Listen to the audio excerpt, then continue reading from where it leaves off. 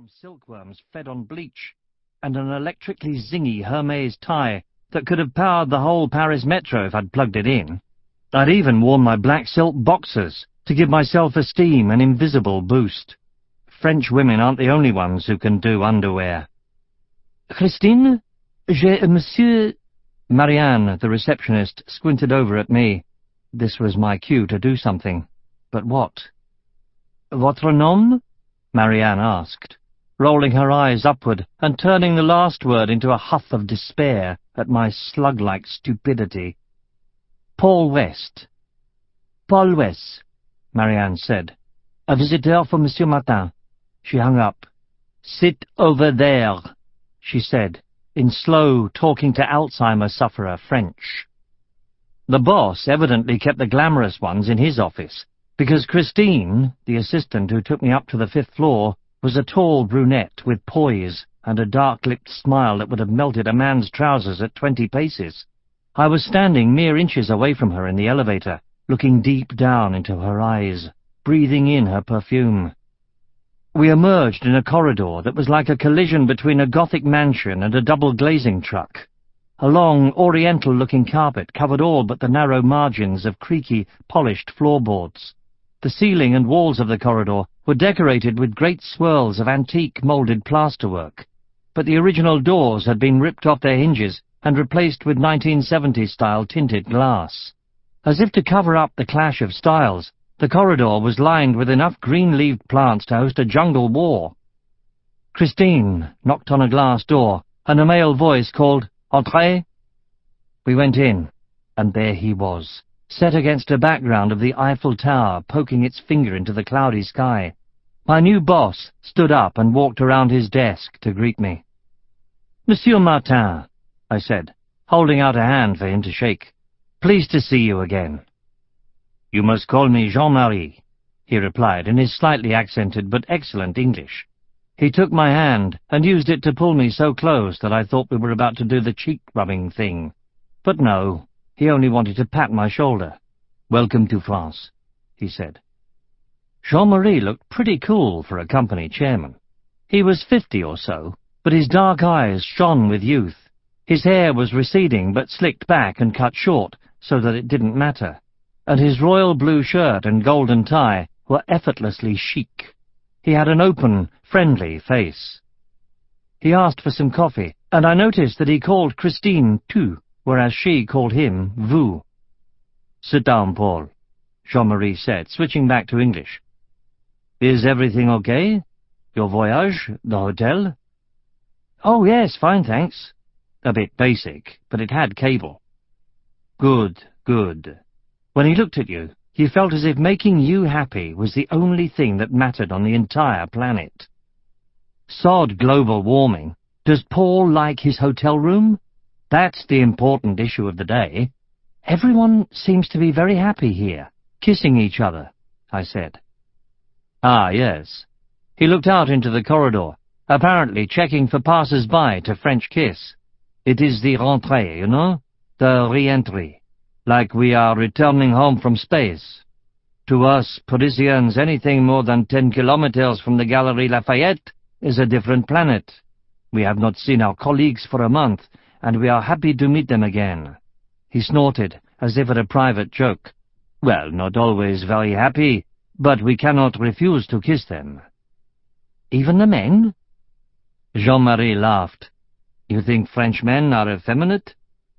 No, of course not. I thought I'd hit a nerve." "Good."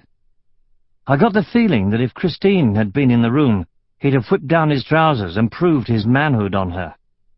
He clapped, as if to clear the air of testosterone. "Your office will be next to mine. We have the same view. What a view, eh?" He held out an arm toward the window to introduce his guest star. It was quite a star, too. "If you work in Paris, you don't always get a view of the Eiffel Tower," he said proudly. "Great," I said. "Yes, great. We want you to be happy with us," Jean-Marie said. At the time, he probably meant it. When I first met him in London, he made his company Vion Diffusion sound like a family.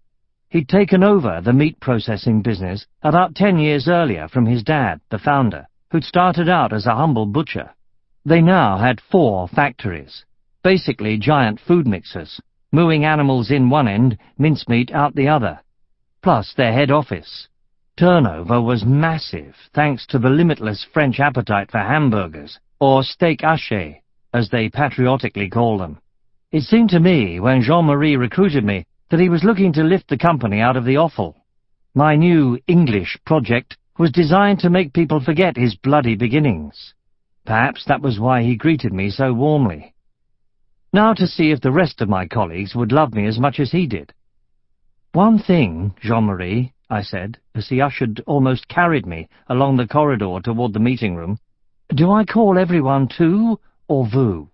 Not that I was capable of calling them either." "Ah, it is quite simple. You, in your position, call everyone with whom you work tu, except maybe anyone who looks old, and except if you have not been presented to them yet. Most people here will call you tu also. Some will call you vous if they are very less senior or if they think they don't know you. Okay?"